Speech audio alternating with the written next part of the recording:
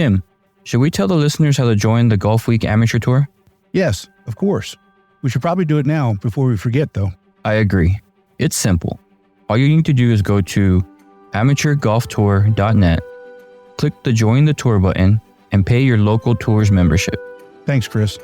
Membership for 2024 is open, so register today to join the oldest, largest, and best amateur tour in the country. And remember, this podcast can be found on all the major platforms, so make sure you like, download, and share it with all your friends and family. Chris, that's a great idea. Now, on to the show.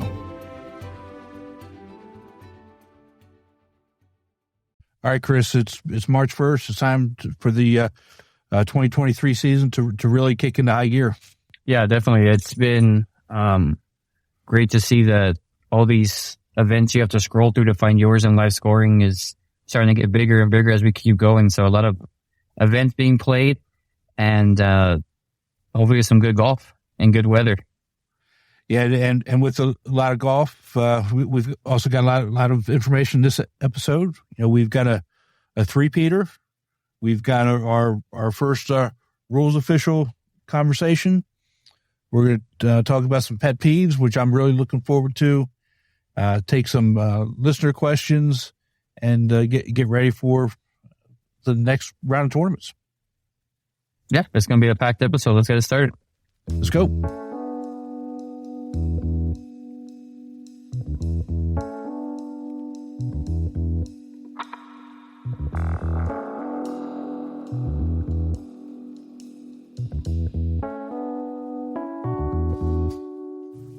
Welcome to the Golf Week Amateur Tour, the podcast. We are your hosts, Tim Newman and Chris Rocha. As the oldest and largest amateur golf tour in the country, we put on individual stroke play golf tournaments that are handicapped by flights in 48 cities across the country. The Golf Week Amateur Tour, where amateurs play like pros.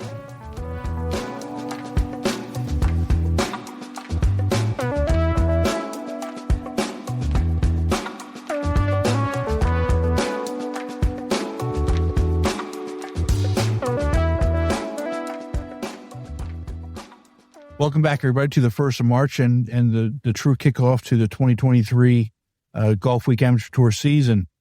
Chris, I hear you've got some good news for our listeners from your last tournament. Yeah. If anybody remembers my solo performance on the podcast, I ended up completing half of one of my goals. I took a B Flight championship in our last event at Underwood. Honestly, Tim, I started with a triple-double. Really thought I had no chance. Just kind of found a swing halfway through and just kept grinding until really hole 18 when I looked at the leaderboard and saw that I had a chance.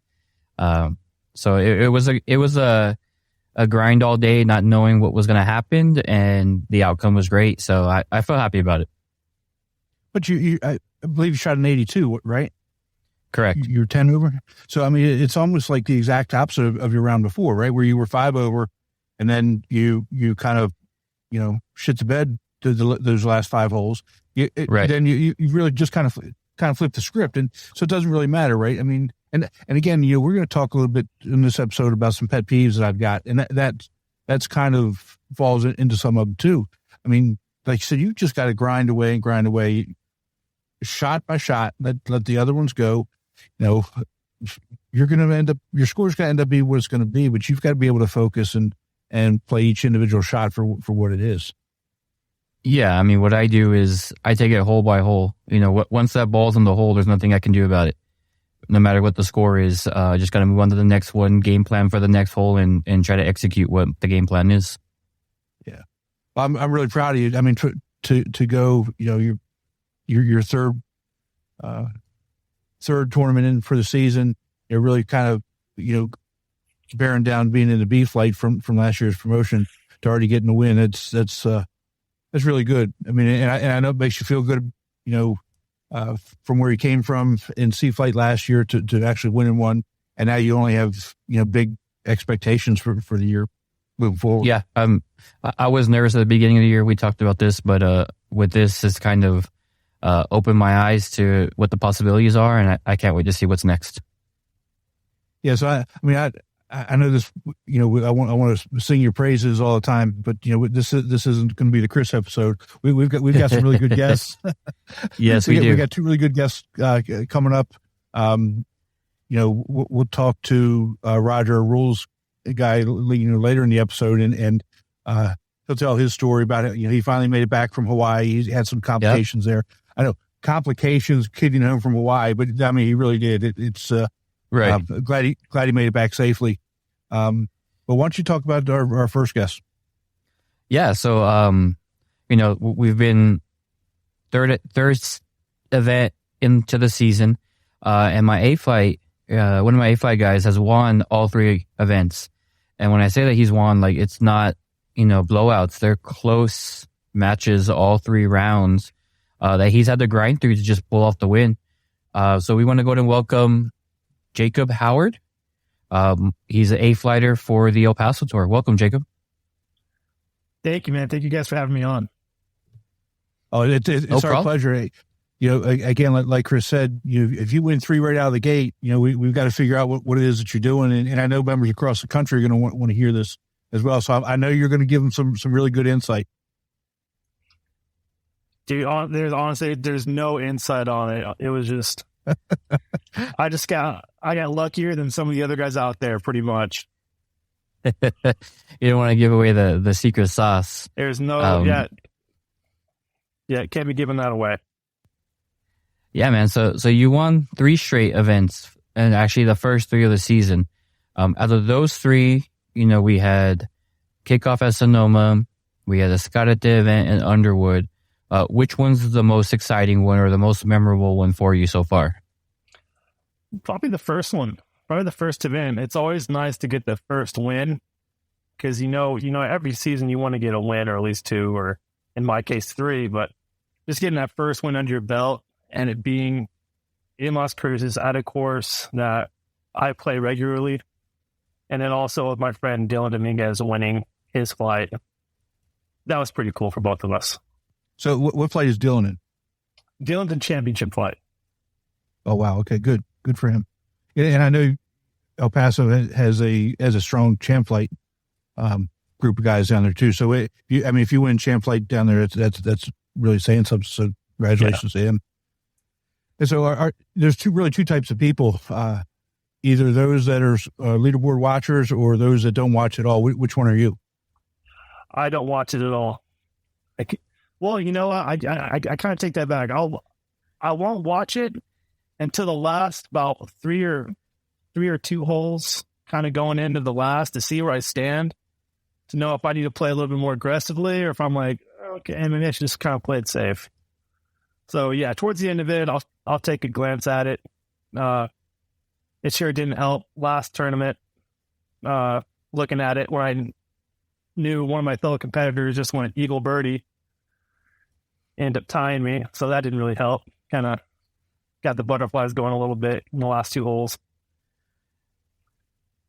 Yeah, I was playing with Fernie, and he thought he had no chance, and then he goes eagle on a par 3 from the desert, and then drains 20-footer for eagle, and we were like, oh wow! And then next hole goes birdie on a par 3, and I think we all looked and we're like, dude, you have a chance.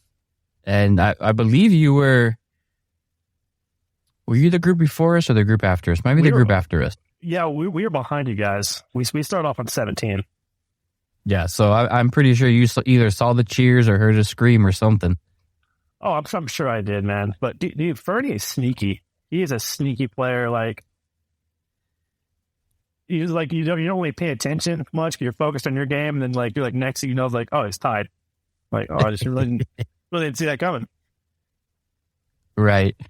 So now we're going into our first major in a couple of weeks at Picacho Hills, which is in Las Cruces in your area. What are your thoughts on that event? Maybe possibly getting that 4-peat. It's a strong possibility.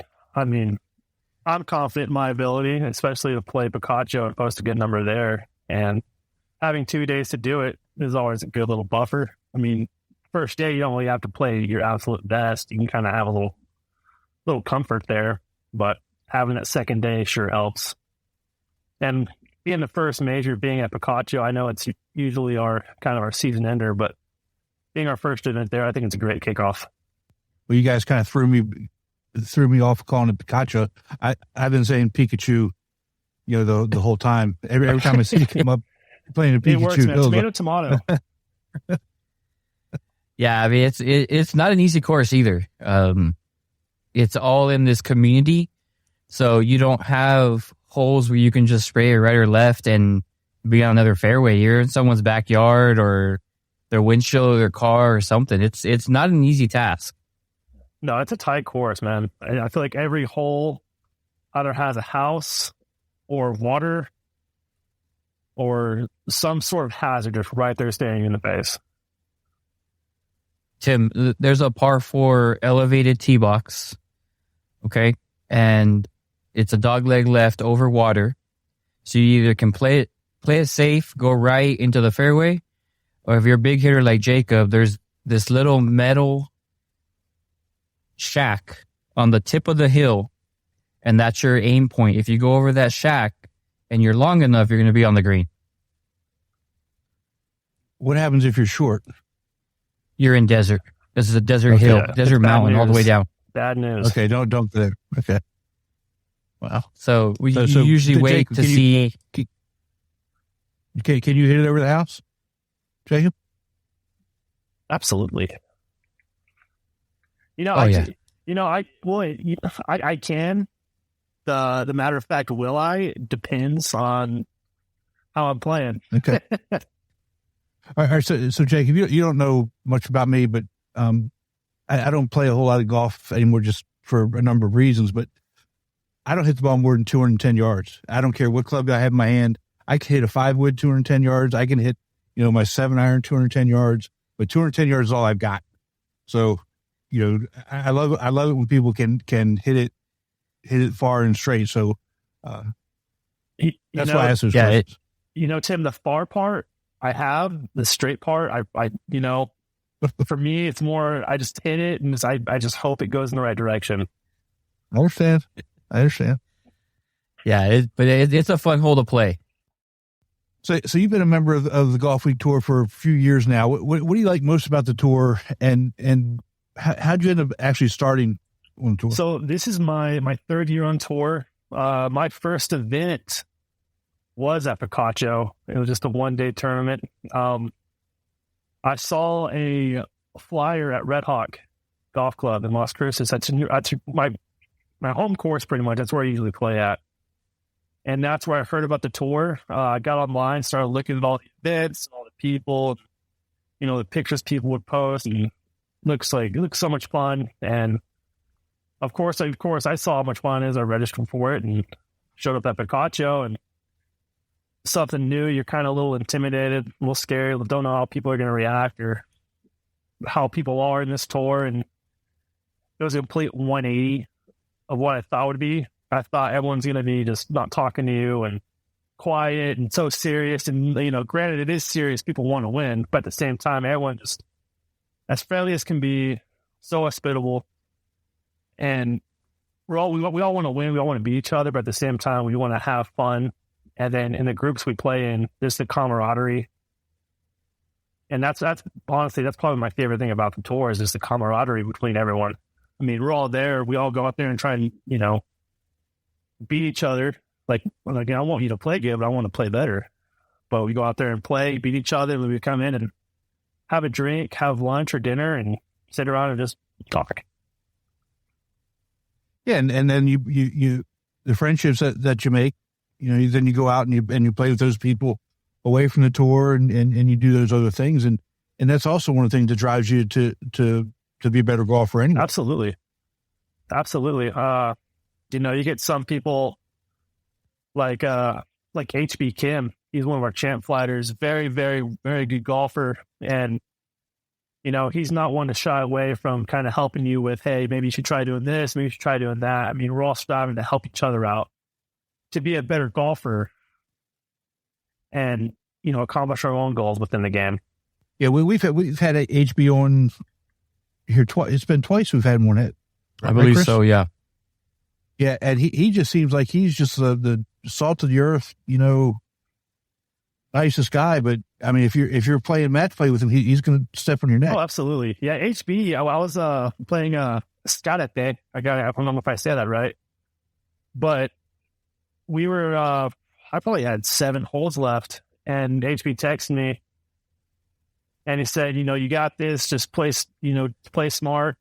I'm like, okay. So I checked the leaderboard again. I'm like, right there.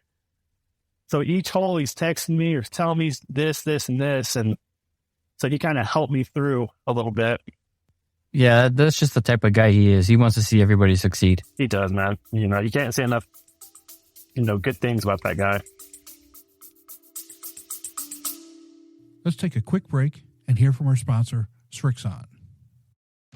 A great iron set needs more than good looks. It's got to be fast and got to be pure. But good looks never hurt either. The all-new ZX Mark II irons from Srixon. Yeah, I mean, and you, like you said, you've been on tour for 3 years, and you yourself have brought in a handful of guys to come join. What do you tell them to convince them to come out and even try it or even join as a member? I mean, basically, I just, I try to be the biggest golf weekend tour spokesperson I can be. All these states I go to, and especially when I go back home to Carlsbad, New Mexico, see all these guys on the range and, the usual group I play with. And, of course, they're all competitive.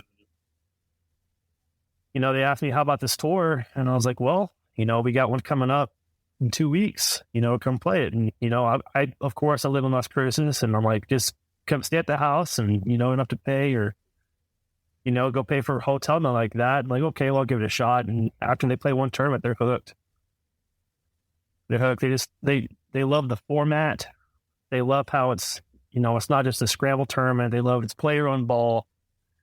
You're kind of on your own out there. You don't have to rely on a team.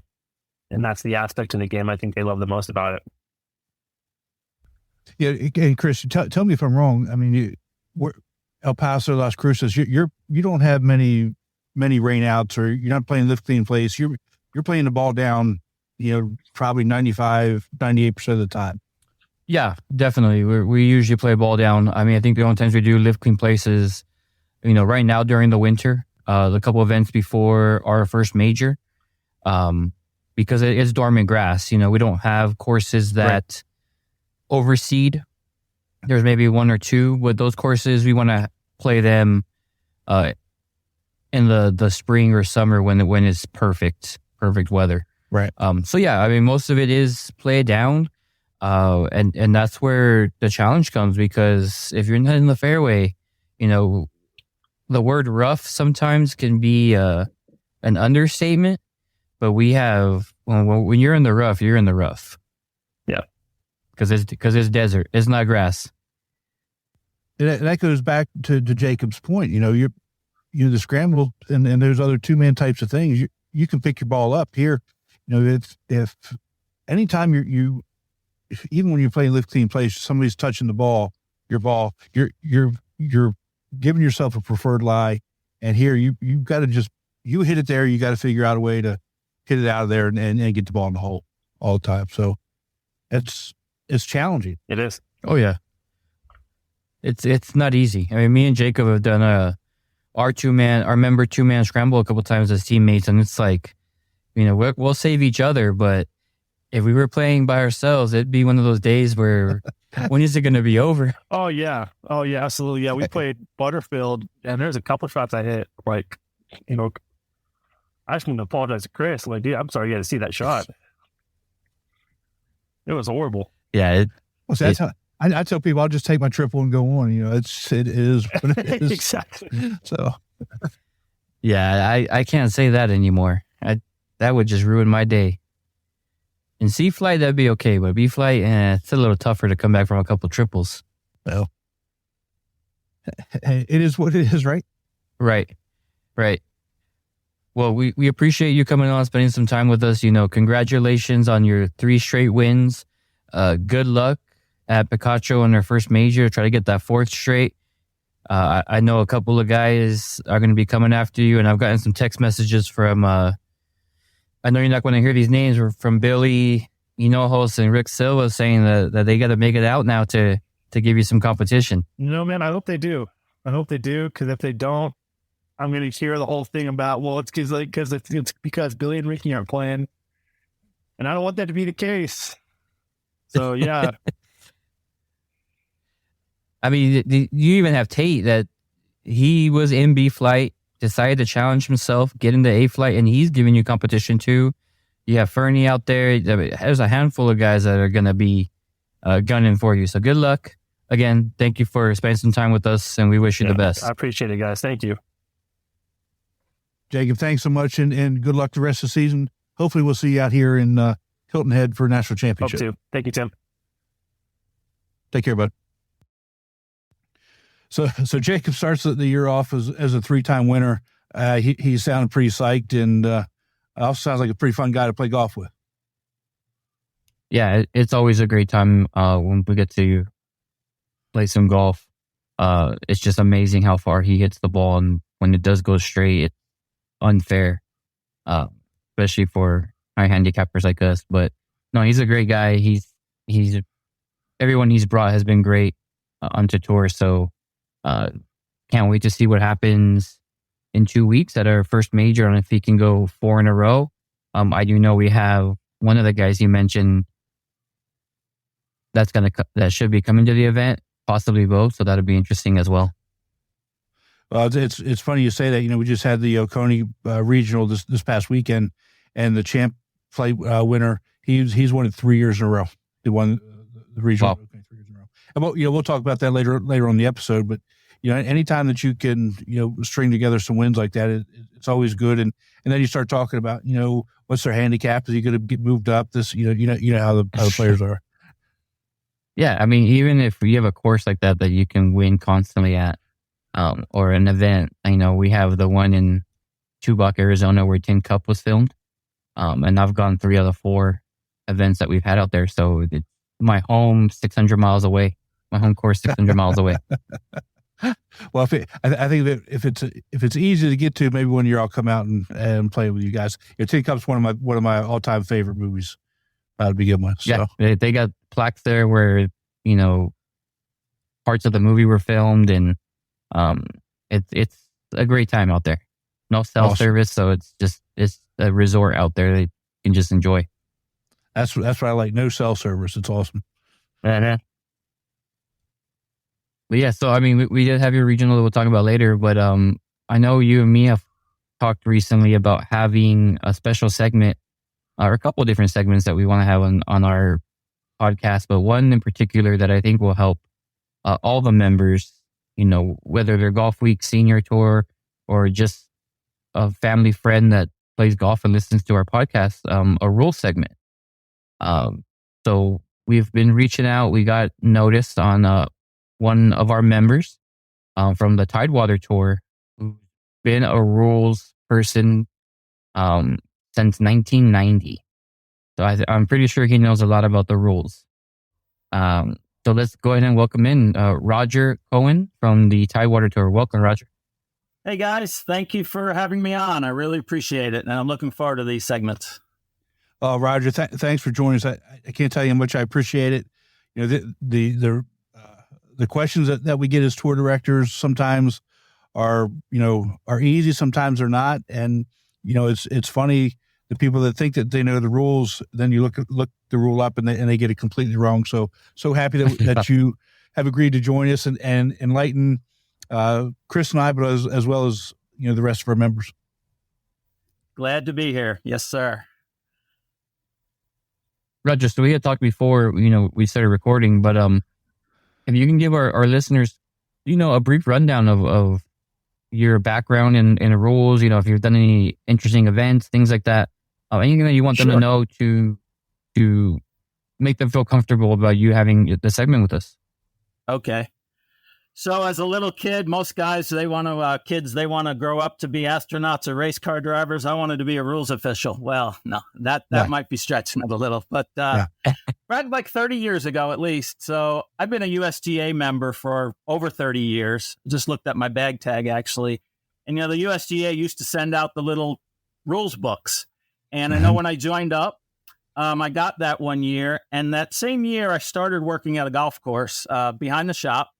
And I got the book in the mail, and it interested me. And working behind the shop and behind the counter, we had tournaments. And it was a golf course up in Northern Virginia that some of the DC Metro guys might know. It's a public course. We don't have any tournaments there, but we have, it's one of the most played courses up there. And a lot of guys would start coming in and asking me questions because thinking I was like the pro behind the counter. And I just started getting into the rules then. So I was in the state of Virginia then, and I started going to some of the Virginia State Golf Association rules workshops.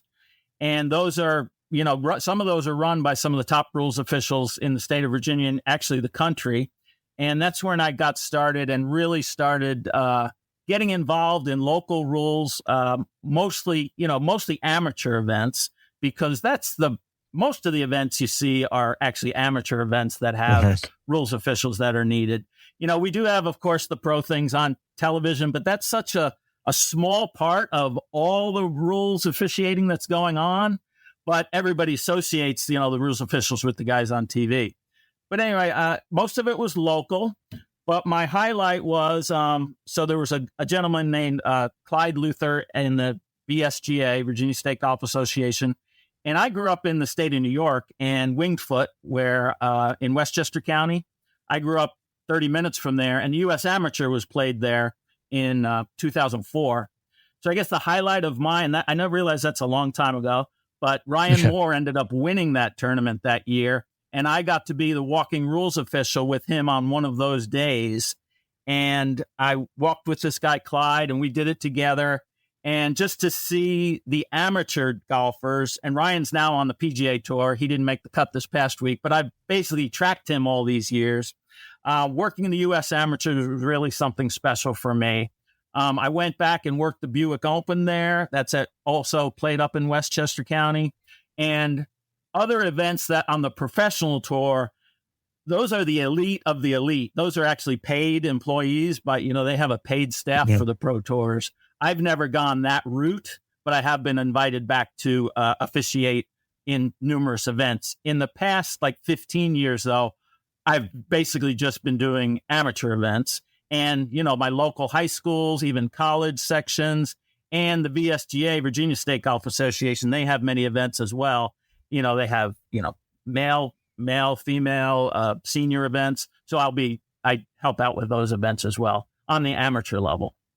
And of course, with the tour, I think I started the Tidewater Tour back about 15 years ago, and have been let Lyle know that I was interested in it and I would like to help him out. And he's let me, help him out all of this time. Yeah. So that's a brief recap. Yeah. That's awesome. And you're a great resource to have, especially on the local tour with Lyle. And when Lyle sent us your name, I'm sure that he uses you as fairly often. Let's just put it that way. Yes, I will tell you. So a lot of times, so we have you guys have talked about the Lava Cup and all that. So we have a Lava chat group, and there's probably 40 of us in that right now on Messenger. And anytime a TV tournament is on, or during I get something happens on TV and I get a email or I get a text instant, Roger, how'd they do that? Or what is that? And I get stumped sometimes too, and I'll have to look it up. And, one just happened recently. A player got relief for sprinkler heads right off the green, and something like that. I always am telling, is this something, was it a TV event or was it something you participated in on the amateur tour? And many times on TV, they have the local rules just specifically for the PGA Tour. And that was a local rule that was in place where he got relief for a sprinkler head that was only 2 club lengths off of the green, because normally you don't get relief. It was on his line of play, not in his stance or his swing. So I should have mentioned that. So it was relief for his line of play. And normally you do not get relief for that unless you have a local rule in play. So anyway, that happened, and I got like 5 texts right off the bat, and I was glad to answer them, and I knew what was going on there because they have a local rule. Well, it's funny you bring that up because I got that question, this weekend. Do you get relief from that? I said, no, you don't. So I got it right. And I don't even know if they have a local rule on it, but I said, no, you don't get relief. And we moved on. Good job. Yeah. Very nice job.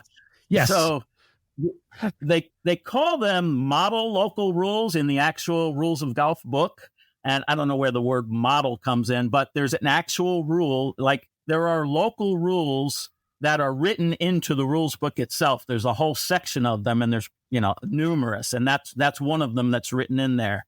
And then as long as a club complies with the general idea of how the rules should be upheld, the USGA is okay with clubs. And, you see them all the time, local rules that the clubs make themselves, which aren't in the book as written. But as long as a club writes a rule that does apply to the rules of golf the way they should be applied, then they're okay with those. So they, a lot of times you do see rules on a scorecard or just, handed out that aren't in the rules book, but are okay to have as local rules.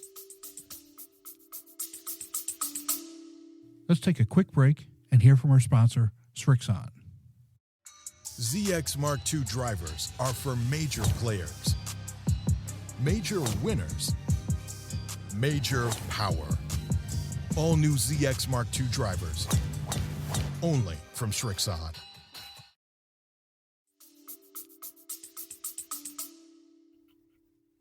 Yeah, I always tell my guys when they travel, if you have a question on a local rule, check before you start playing around, just so that you're aware. And if not, try and play 2 balls if it's okay with your group, just so that you're not questioning it after your round, especially if that takes you out of first, second, third place. Oh yeah, for sure. The 2-ball rule is great. It's a totally should be used if you're in doubt. A lot of times you ask your partners if they know, and if they're asking me, I'm in kind of a sticky situation because I'm competing, but I'm also trying to help out with the rules while I'm out there. Right. So yeah, especially if it's something in my group, I will. I never give advice, but I say, well, here's what the rule is. And then, I let my 2 playing, my partners help out as well. Because I don't want it to appear that I'm, trying to penalize anyone. Because every time I start with someone that's like not in my flight or in my flight, the rules aren't just there to penalize you. They're to help you as well. And a great knowledge of the rules is really going to help you with your game as much as, you are going to get penalized once in a while.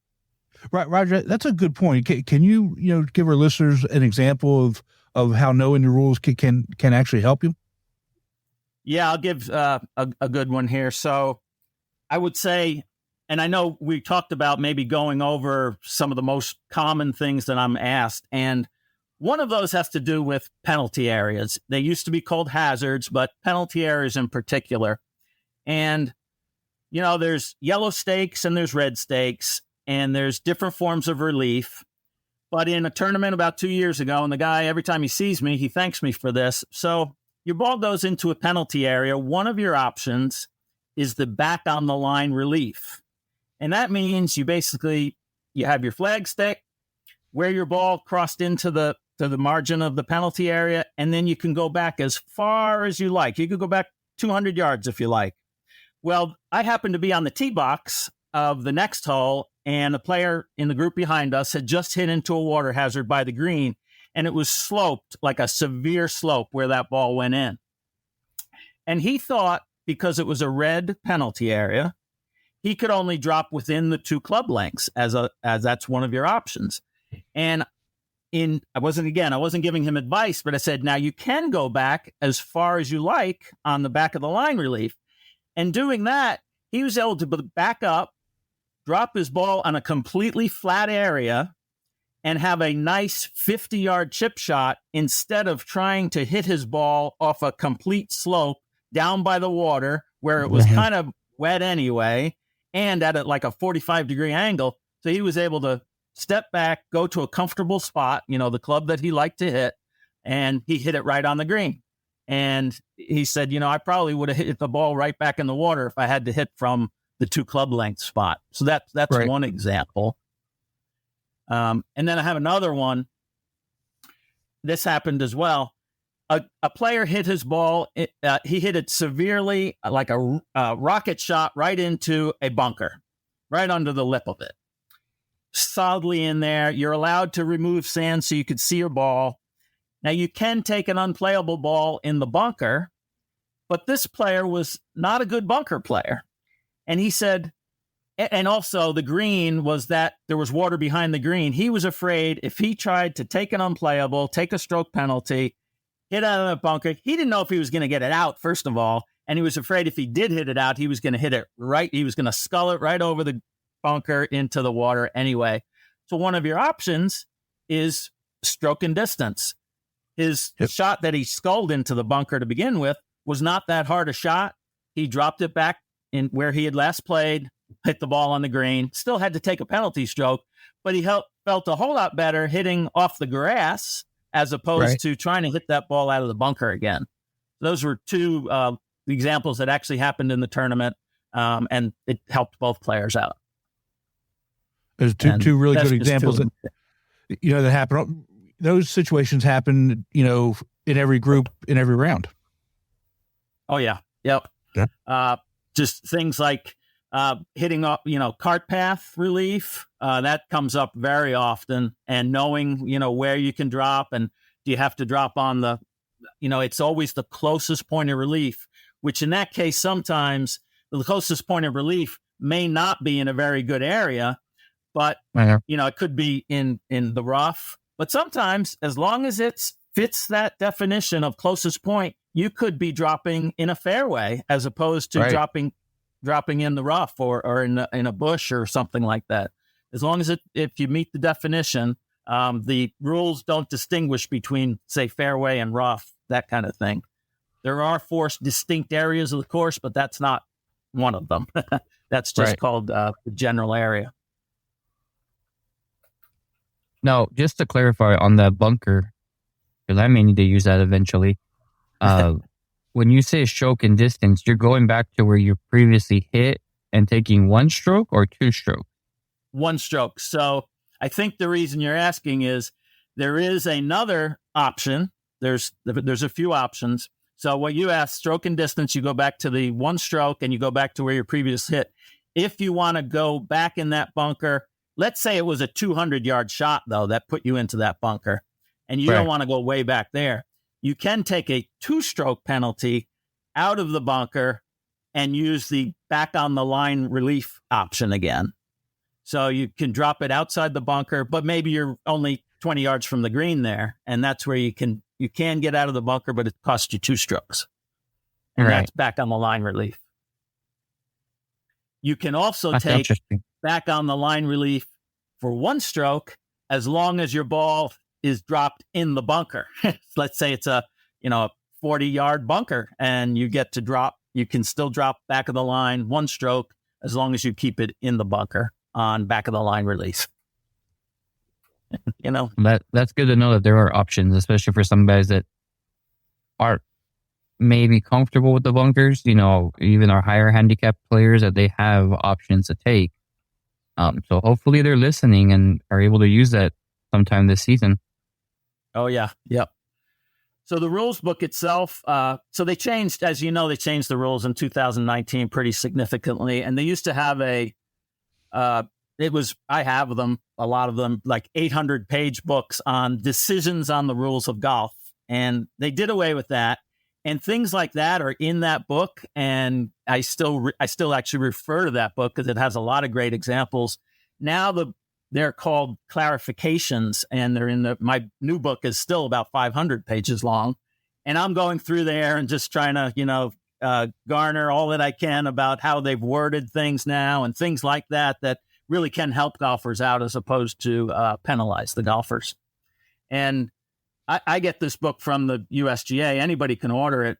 I should have mentioned, I've also been to the actual USGA Rules of Golf workshops where you take the exam and you can get you can be qualified as an expert, or I think they have another name for it. But if you score 90 or above on the test, you're certified expert in the rules of golf. I think 80 to 90, it's a lower classification. And I've only taken the class twice, and that was, like 15 years ago. So I'm looking forward. Yeah. I'm getting ready to have some more time on my hands soon, I hope. And I hope to go back and take that test again and do some more of that type of thing. Nice. How hard is that test? Oh, God. It's my problem is I really concentrate on stroke play, and probably 40% of the test is about match play.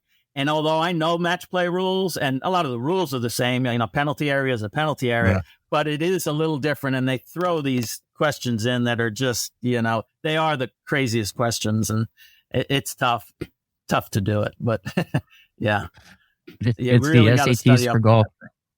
Yeah, exactly.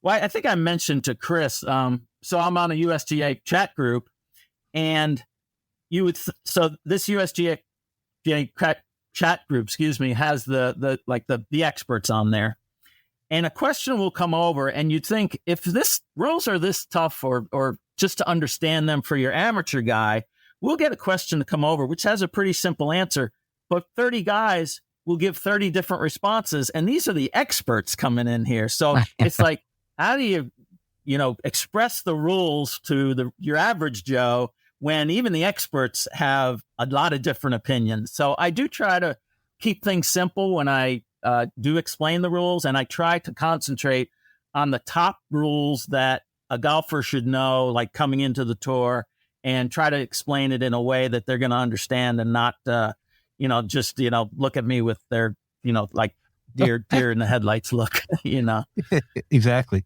So what are some of those top key rules that they should know? So definitely the penalty areas.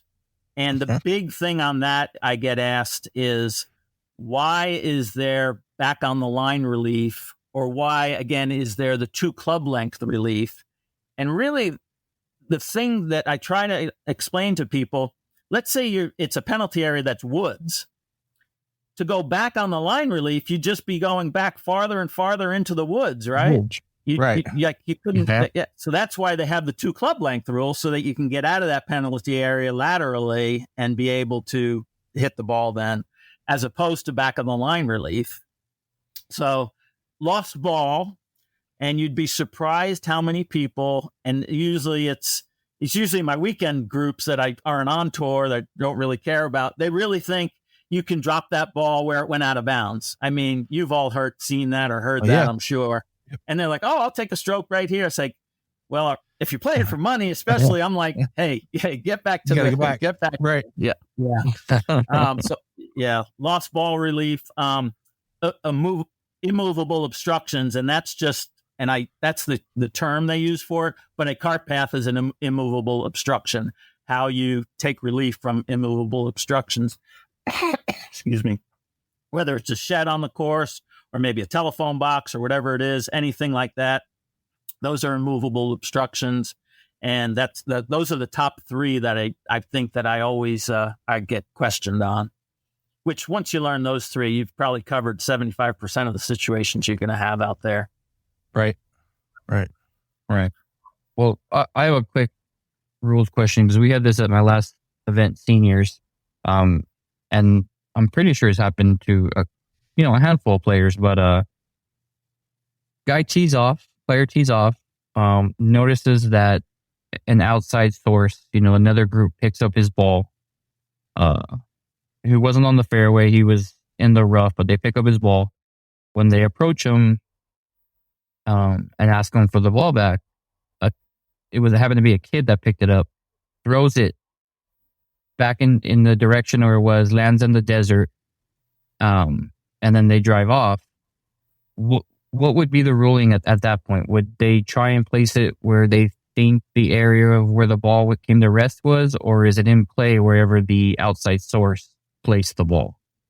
No, the former that you said, you would estimate where you thought the ball originally landed, as long as, you guys got a good look at it, and that you would take that into consideration, not where the person threw it back in. Yep. Yeah. Okay.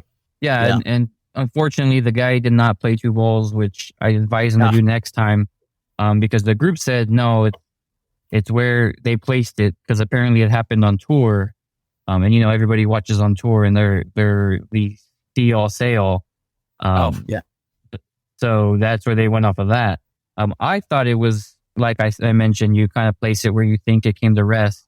But for anyone that's listening, if that comes up, and you have a split decision in your group, play 2 balls. It doesn't hurt. It doesn't hurt to get the ruling correct at the end of your round. Yep.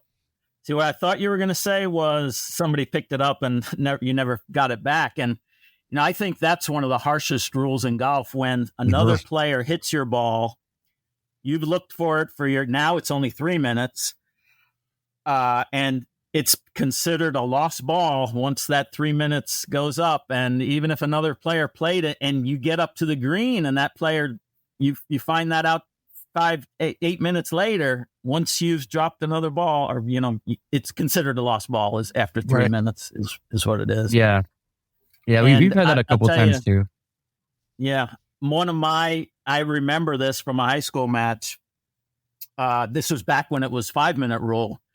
And this happened to a player, and the parent was there, of course, but they were up by the green. They didn't know what was going on. I thought the lady was just going to find me in the parking lot afterwards and track me down and say, she swore that's not right. You can't penalize him. I say, I'm sorry, ma'am, but that is the rule. And, felt bad for the kid, but that was the rule. And found out later, that the other player had played the ball. Yep. And that's the tough part. I tell guys, one of the worst roles that we play is when we have to enforce rules that, it is what it is, and I don't like it, but you break the rule, you got to take the penalty strokes, and that is what it is. It's like this past weekend, I gave out, 3 different 3 people got penalties. 2 of them were from my tour, and the third one was from another good friend. And I said, it is what it is. You 2 guys hit from the wrong tee box, which to me is, I don't know how that happens. And one guy was holding up play. And so it's, guys, I don't like giving penalties, but you got to do it. You got to take it. Right. So. And, when I'm playing, I'm always, is to protect the field. I'm sure you've heard that, you got to protect the field. You can't just be doing, and sometimes what you find is, 4 guys get out there that are all buddies out there, and they kind of be loosey-goosey with us. Like, you just can't do that. This is to protect the whole field, not just your foursomer. And you have to be fair to everyone. Yep. Right. So, yeah. Well, Roger, thank you so much for this first episode. It's great. I can't wait till we do this more. I think it's going to be very enlightening, not only to, all our members and listeners, but also to me and Chris. Well, thank you. I really appreciate you guys having me on here. I am passionate about it. I go to sleep reading my rules book. I know that sounds pretty nerdy, but I really do enjoy it. I do a lot of different sports and all, but I love the rules of golf, and it keeps me. I really like to stay involved with it. And I'll just say, well, Chris, you mentioned about they saw it on tour. I always have to ask the person that's asking me, did you see this on TV? Or because there's so much that happens on TV that we don't have on our tour events that you really got. About your grandson, I hope everything's okay with that, and that you're feeling well as well too. I know you had some surgery. Rehab sucks, but it's getting better. I'm up moving around a little bit more, and the therapist said maybe this time next week I'll be rid of the cane. That's great. I don't know when I'll be playing golf again, but hopefully the cane will be gone by next week. Okay. Thank you both. Well, Roger, we appreciate you spending some time with us. Thank you very much. Take care. Talk to you soon. Tim, what a great conversation we just had with Roger Cohen, our official rules official. That sounds weird to say, but we have a segment now about rules. So if people have any questions, or maybe a rule situation that comes up, let us know. We can definitely ask him on some future episodes.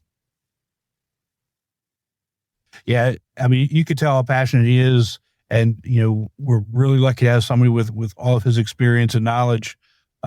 Again, you and I have talked about, we both have guys on tour that people can't see me right now, but I'm doing air fingers quote. It says they know the rules, but now we're really talking to somebody who knows the rules.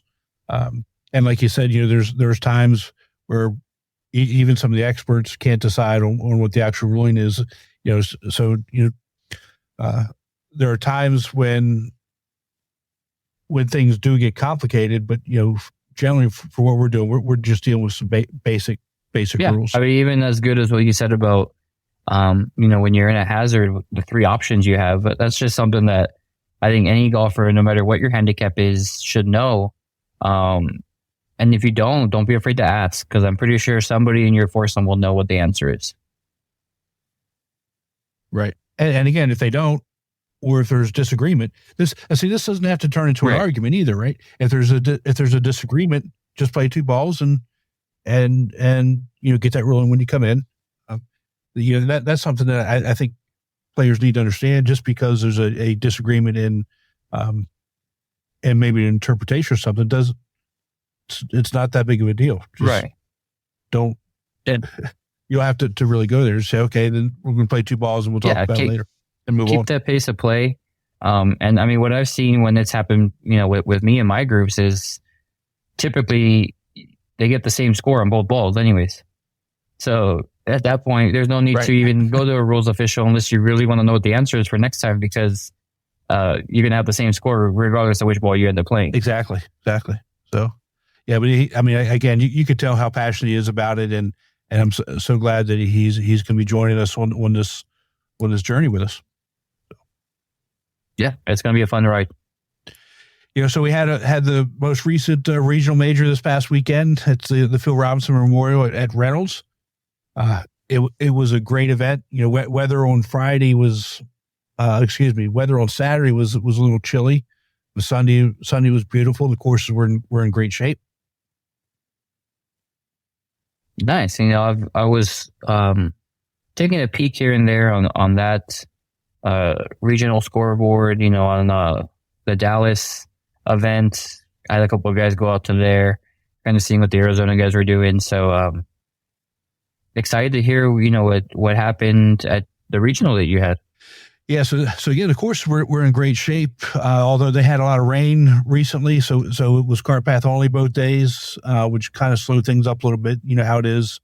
Right. It not a whole lot anybody can do about it. It just happens. But again, the courses were in great shape.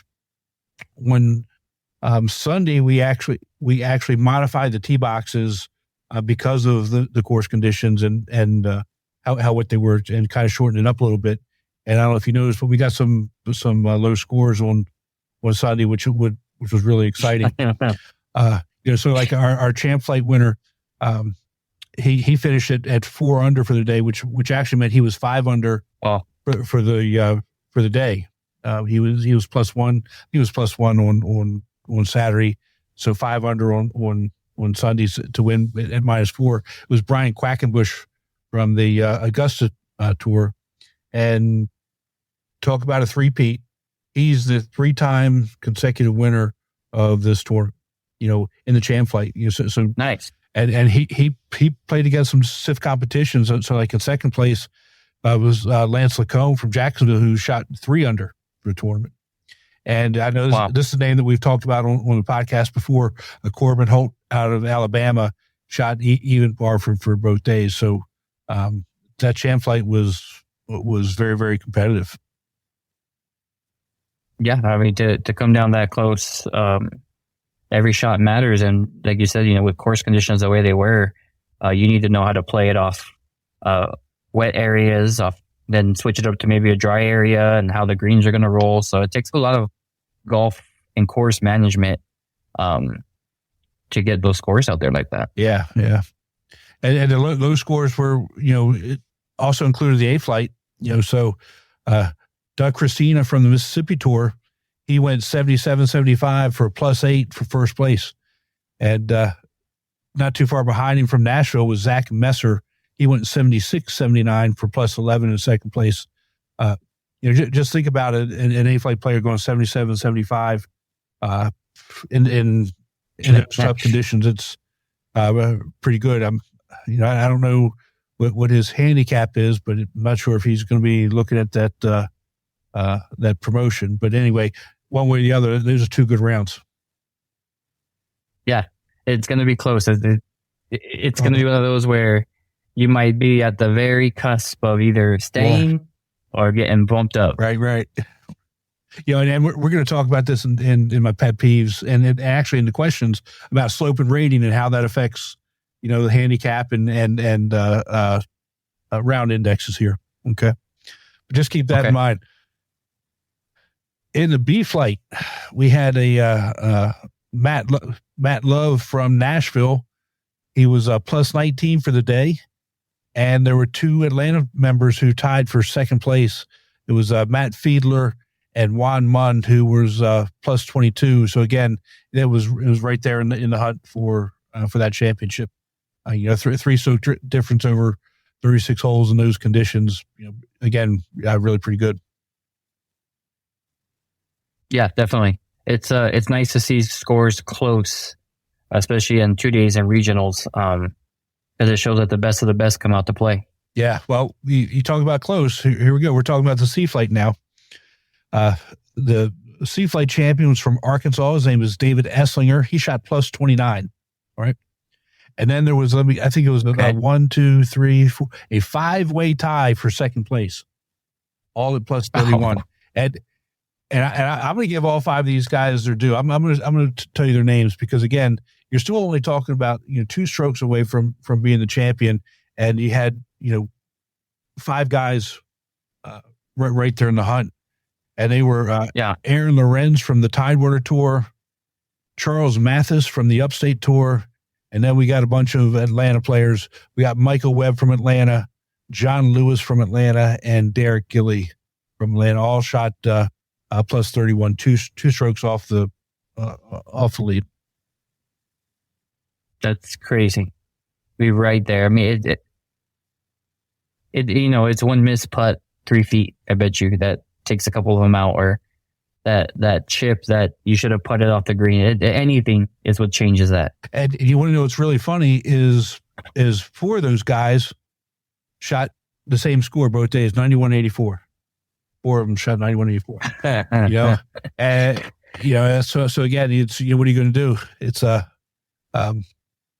really good golf and tough competition there. Now, definitely. D flight was the only one that was had a little bit of space. Rick Rackley from the Atlanta Tour won the D flight with a +33, so he went 92.85.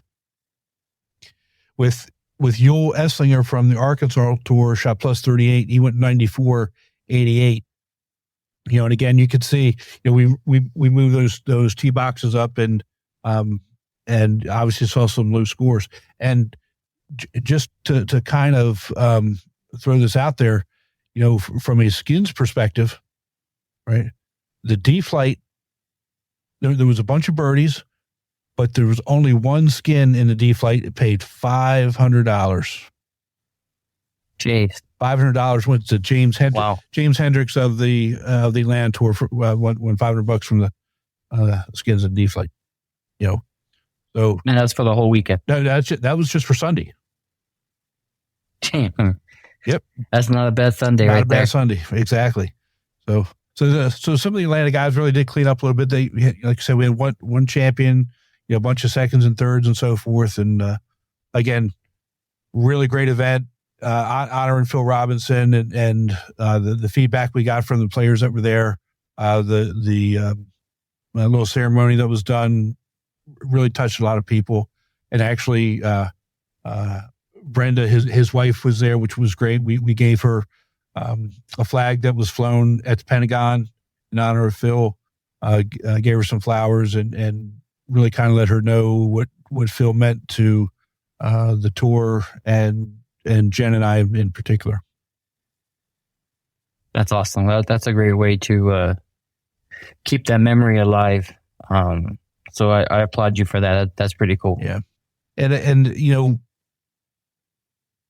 again, we've talked about it a lot. The tour is not just the golf. It's about, the friendships, the camaraderie, and there's so much history that comes with the tour that maybe a lot of people don't know about. And because because it's so massive, right?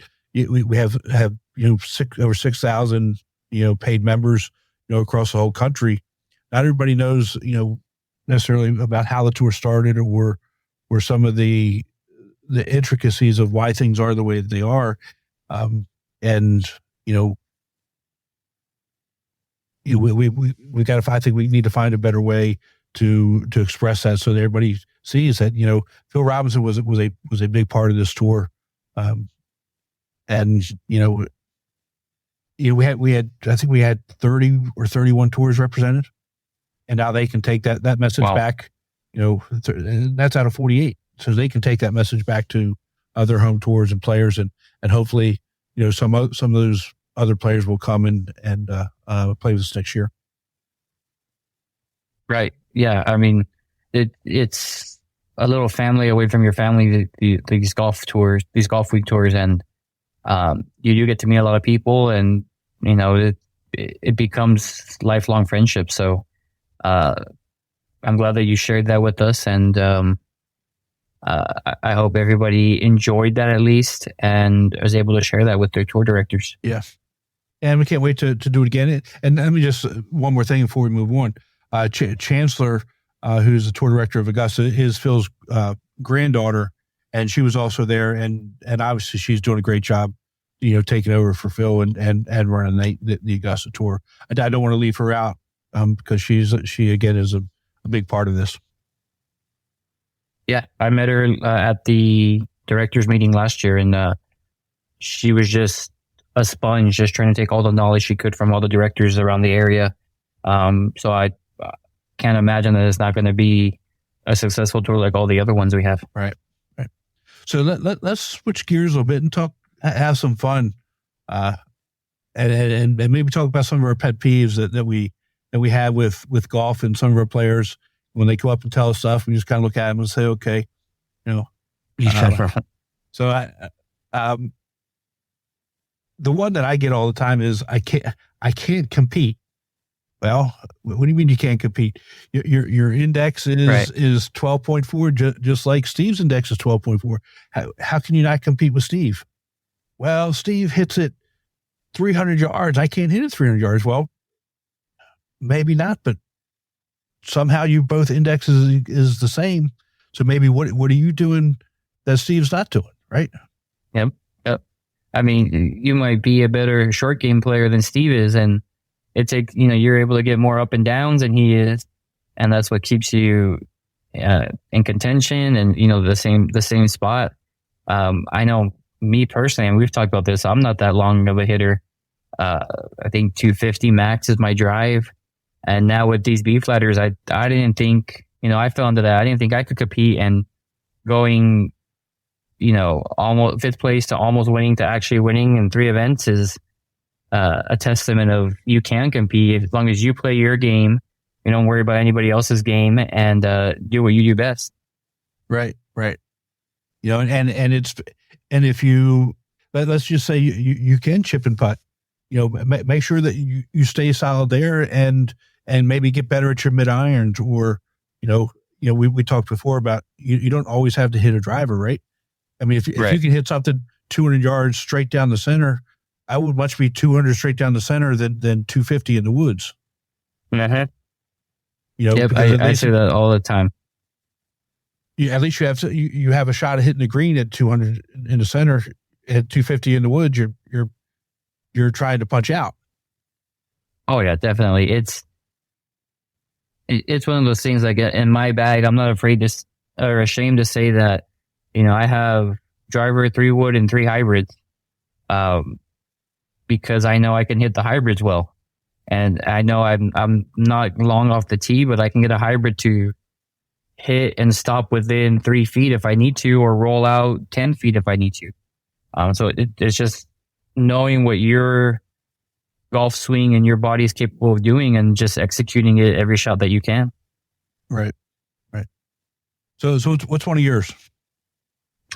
I mean, I love when, we're doing scoring and everybody comes in and they're asking about the skins and you hear, man, I should have had 8 birdies. It's like, really? Like, you really should have had 8 birdies, but you didn't come in with 0. So what's the difference between the 8 and the 0? And it is like, oh, here's the next scorecard. Okay, I gotta go. But I mean, that's the thing. Like I should have done this. I should have done that. It's what you were able to do. Because I should have had 18 birdies, but I ended up only having 2. So that's one of my pet peeves is the funny, I should have had this, I should have had that. I mean, anybody should have had something. Yeah, that makes me laugh, and it also reminds me of the one, when you're going over scorecards for a day one, right before a 2-day event, and somebody hands you your scorecard and they say, "Are you going to post pairings for tomorrow?" No. Yeah. Just guess. Yeah. Those little questions. I bet you all the tour directors listening are laughing their heads off right now because you just turned it in. You give me at least an hour to process everything. I mean, we as directors also need a break, maybe a drink or two to kind of get back into the motion and then go through the whole pairing process and figure out who's going to be with who. And there's 8 people with the same score, so who's going to play with who there? It's more than just pushing a button on the computer and it doing it automatically. Right. So another one for me is, when you have a shotgun start, guy will come up to you and say, "Oh, why do you have me starting on a par 3? Or, man, I can't believe you have me starting on the number 1 handicap." Well, number 1, you're going to have to play the par 3 anyway. And number 2, you're going to have to play the number 1 handicap hole anyway. From my perspective, you're better off getting them out of the way, right? You do your warm up just like you would, like if whatever that first hole is anyway for a course that you're playing, right?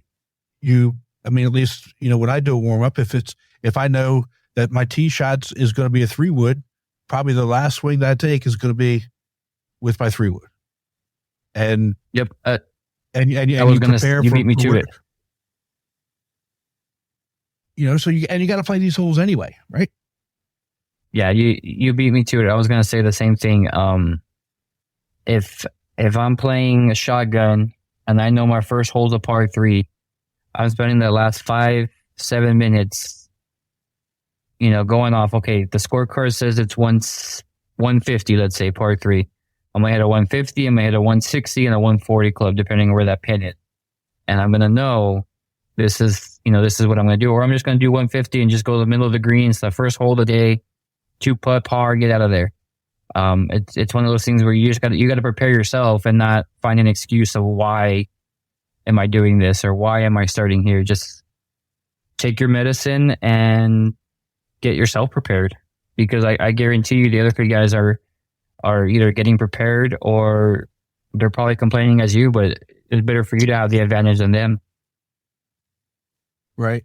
And I think a lot of this, to me, comes down to your mental toughness. And let me, as I say this, I don't want to, offend anybody here.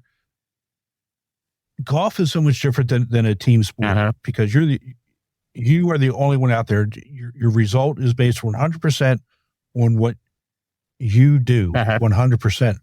And I think I'm a pretty mentally tough person for a lot of things, but when it comes to golf, I'm not. When tournament golf, I'm not. But if I'm playing a money game with my friends, I'm fine. But as soon as we get into tournament, I can't concentrate that long to be that mentally tough. But it's the idea of someone saying, it was so slow. That's what made me, slice the ball into the woods. No, what made you slice the ball into your woods, it either had to do with your hands, your grip. You came over top of the ball, didn't have anything to do with the pace of play. You put that swing on the ball and you sliced it off into the. Yeah. And so we find ways to blame other things. And again, I get it. It comes down to you let something else take control of your thoughts instead of you just hitting the ball. Yeah. I completely 100% agree with you. I mean, if I've seen a slow play, tournaments that we go to, these regionals, they're 2 groups per hole. So you need to go in there knowing it's going to be a little slower than your Sunday game with your buddies. Sure. So spend that time to take some practice swings. Get mentally prepared for that. I personally don't spend that time looking at the scoreboard or the leaderboard because then it's going to mess everything up.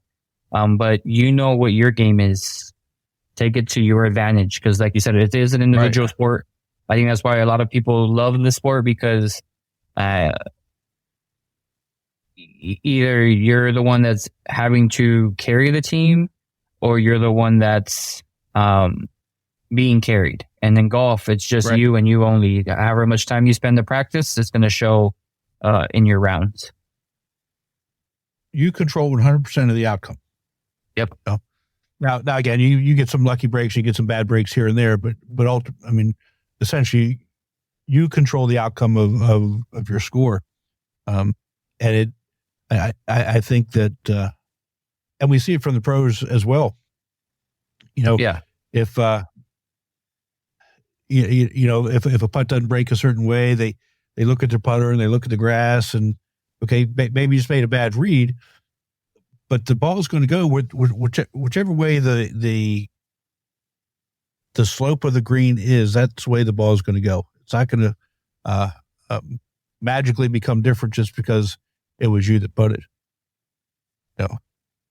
Yeah, it definitely like that. Like I get back on pet peeves. It bugs me to see the player turn to the caddy and throw his arms in the air. You're the one who made the shot, not the caddy. Yeah, the caddy helped you figure out what shot to take. But by all means, you're going to ask for his opinion. But at the end of the day, you're the boss. Right, you're the boss. You're the one who pushed it off into the trap. Yeah, or wherever it is. And again, I get it. It's golf. It happened. No, even Tiger Woods doesn't hit the perfect shot every time. If you can have more, I look at it as great. If you could have more B's than D's, you're gonna have a pretty good round. If you have C's all day, you'll still have a decent round. And that you 5 or 6 A's be great. Yep, that's all you need. So, but again, that's just some of my view on it, and it's just funny sometimes. Listen to guys talk. I just shake it. Yeah, you're right, but you're still going to play the number 1 handicap hole no matter what. It doesn't matter if it's first hole or last hole. Everyone has to play it, right? And I'd rather start on the hardest hole than end on the hardest hole. Me too, because by the time you get to the end, I'm wore out. Right. So it just is what it is. So, you got any others you want to share this time around? Or you want to hold some till? I think I'm going to hold some. I like this segment, so I think I'm going to hold some, and then we'll I'm pretty sure more will come up for us. I got a list. I got a whole bunch of them. Sounds good. All right. So how about listener mailbag? Yeah, let's hear some questions. I hope you got a lot of them, or at least a good amount. Well, I got a couple that I want to address. Okay. One of them is from Don from DC. A few years ago, we had a writer from Golf Week come out and play at an event in DC, and Don asked about whatever happened to that. because I don't think he ever saw the article. The writer's name was Adam Woodard, and if you read anything from Golf Week, I mean, he writes a lot of stuff. He writes about amateurs.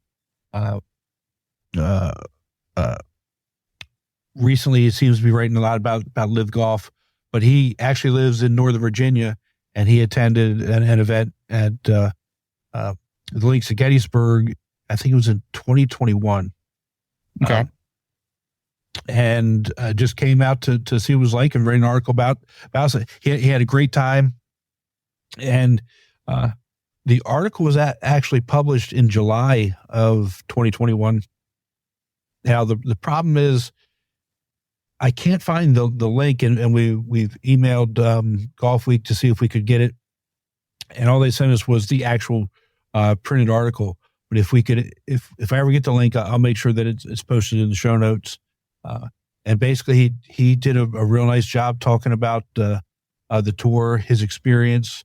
Obviously, a very, very positive and glowing article about the DC guys and DC tour, but the tour in and of itself, from him being an amateur golfer, coming in as a first time player, and it was a great experience from my perspective. Watching him and being a part of the helping him write this article with information and getting him in touch with players and that sort of thing.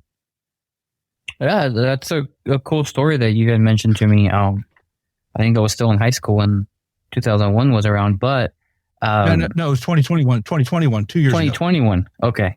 No, I was not in high school then. But no, I mean, I'd be interested to read that because it's nice to get perspective from, when we have guests that come in. I always ask my guests, did you enjoy your round? Did you enjoy the tour? Just the little questions that if they have feedback as an outside source, it's always good to hear. It helps us as tour directors improve. It helps us improve the tour, locally and nationally. So it's always good to get that feedback. And for you to be hands-on with that is it's got to be a neat experience. Yeah, it really was. And nice guy. He didn't play real well, but again, he writes in the article about how it was his nerves. But I do think he walked away with some skin money, which again, helps bring players back anyway, right?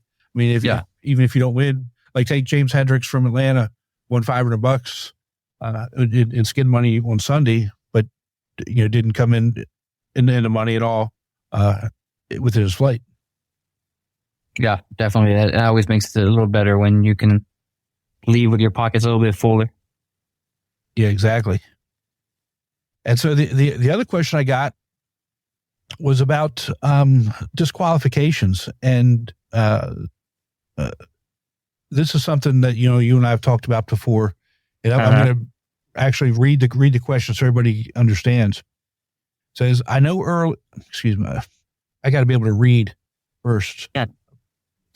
It says, I know nearly every year one or more people come to Hilton Head National Championship and get themselves disqualified.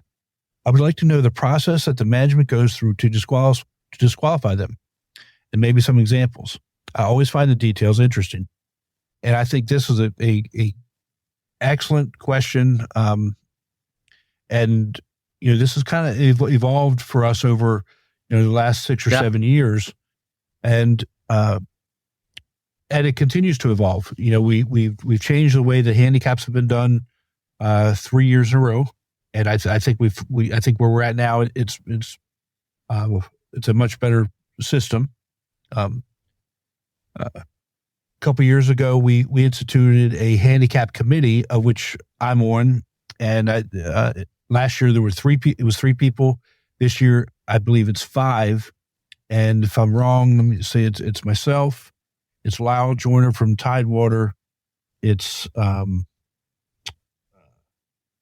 Marty from Eastern North Carolina, Gabe Garcia, Arizona, from Arizona, and 5.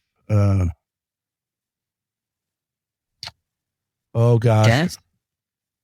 No, actually Dennis took himself off of it. Obviously he's the final Right. arbiter, but I mean, but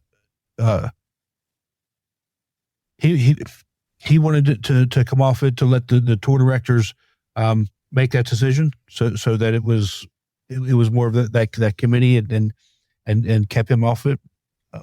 And essentially, what happens is if on a regular tour 1-day tour event, if a player shoots an out of range score, the committee is notified. We take a look at the player's index, his scores, and then make a decision based on an entirety of all the data. The slope and rating of the course. I'll cover that here in a second. The slope rating of the course that they played, not necessarily the score, but the score does come into play. Right. His history of scores, how long he's been on tour, has he ever he or she shot anything out of range, and we make that decision from there. If it's a 2-day event and the player shoots the first day out of range, obviously we're monitoring it, but we don't disqualify anybody after just one a 2-day event after one score. We always look at that second day's event. And so that kind of leads us into the national championship. It's the exact same way. If they do it once, we're obviously monitoring it. If they were to do it a second time, that's when the committee would obviously again get involved and make that decision, looking at the entirety of all the scores. Yeah, you touched on it earlier. It has evolved a lot, in the last several years, to where we do have this committee that we can talk to as directors, can have that conversation.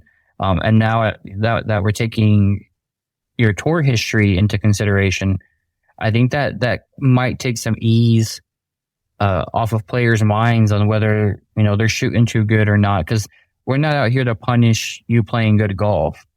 Like we talked about in the rules segment, we're here to protect the field, and we're here to protect all the players. And if you shoot a great round, you should be pleased that you shot a great round. Let us have these conversations and then get back to you on what the ruling is. But I don't see why people should have this on the back of their mind during a tournament, when your goal is to shoot better than everybody else in your flight. Like at the end of the day, that's the goal. Right. And the idea that just because somebody shoots a low score doesn't necessarily mean that they're going to be disqualified or anything like that. There's so many other factors that come into play, and we want people to get better, and we want people to improve, and like you said, not penalize them. And I think part of the issue is most players have no idea how a handicap is calculated, what's involved in that, and they see. Okay, so you take for example Doug Christina from Mississippi, who shot 75 on Sunday, and as an A-flight player, that's +3. Okay, he's not really out of range, but that's a really good score. And based on the slope and rating, I didn't do the calculations, but that may actually be a 4 handicap. Right. It could, based on what the slope and rating is. So, you can't just necessarily jump to conclusions of are people going to get moved or not, until you understand, how we go about doing that. And so, for the listeners out there, there are the overall tour handicap is, how that's calculated can be found, in the tour manual. Uh-huh. And what I'll do is I'll link that in the show notes as well, so that anybody can go and look at it. But the handicap is based off of individual round indexes, which takes into account the slope and rating. Yeah, it's when you start talking slope and rating, it can get confusing for a lot of people, but that's what is important as far as having that information to determine disqualification, which is what we're talking about. But check out the tour manual. It has it all there, all the information, how to see it, what rounds we take, how many rounds we take. If you have less than the max rounds, how many we take there. It explains it all there for you, so that you can try to grasp it. And if you still have questions, definitely reach out to your tour director so they can kind of explain it in more detail. But what I've told my players is, if you're going to monitor that, I would suggest you keeping on an app, Excel sheet, whatever, your scores that you've done. And then once the scores post on the system, it'll give you your event index. And that's what you need to keep track of. More importantly, is your event index, because that takes the slope and rating into consideration. Right. And so if you want to know how an event index is calculated, you can look online.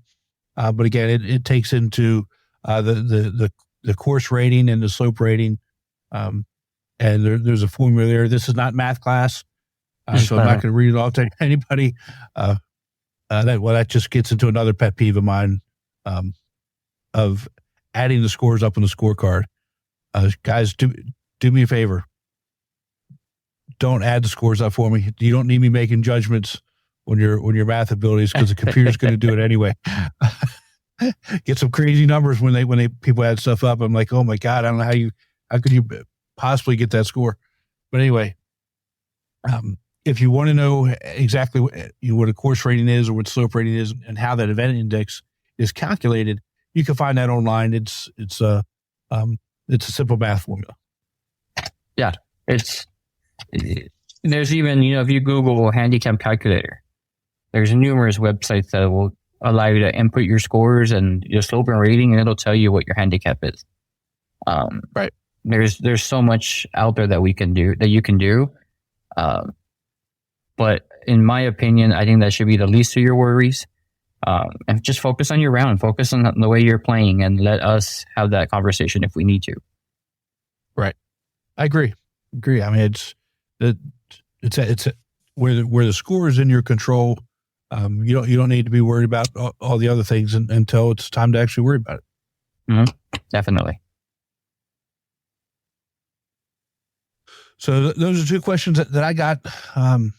Again, if anybody has questions for us, please send us an email. You can send it to me at timnatc@amateurgolftour.net. Or you can send it to Chris at El Paso @amateurgolftour.net. And I'll make sure I leave those emails in the show notes. That way you could just click on them and shoot an email. Whatever questions you have, whether they be rules or other things. But two great questions for this episode, and I appreciate you all sending them out to us. Yes, please. Don't hesitate on sending any questions. No question's a bad question. We want to kind of have this segment be something for you guys as members to be able to contribute. So send the questions and we'll get them answered for you. Yep. So when's your next event this week? No, the 11th and 12th. We're playing our first major of the season. I can't believe it. Right. We just talked about season starting and mine's already 4 in. It's just mind boggling. Well, you guys are rolling. Our first one is on the 18th, so we'll be talking again before we play. But again, I'm really looking forward to seeing how the season shakes out. And again, go to amateurgolftour.net and you can pull up the schedules. There are a ton of events coming up. And if you're interested in playing, whether your tour or another tour, just go ahead and sign up. Get out there and start having some fun. Yeah, because before you know it, season's going to be over and there's going to be a lot of events that you're going to miss out on. So definitely sign up, register, and get to play some events. That's it. All right, my friend, you have fun, and we'll talk to you in a couple weeks. Yes, definitely. It was a good episode, and we will talk soon. Yeah, great episode. Thanks, Jacob. Thanks, Roger. We'll get Roger back on at the end of the month, and hope everybody enjoyed it. Take care. Have a good one.